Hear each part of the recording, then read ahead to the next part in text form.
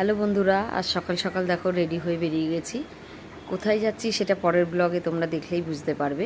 যাচ্ছি একটা বোনের বাড়িতে। এই যে আমার হাজব্যান্ড সামনে বসে আছে, সে মিষ্টি নিয়ে সবাই ঢুকলো আর কি, উঠে পড়েছে।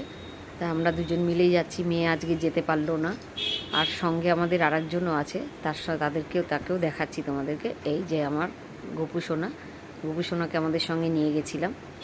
এই যে সেই গাড়ির মধ্যে, এই যে সে তার এতে বসে আছে, সুন্দরভাবে দেখো সাজিয়েছি তাকেও নিয়ে যাচ্ছি। তারও নেমন্তন্ন ছিল।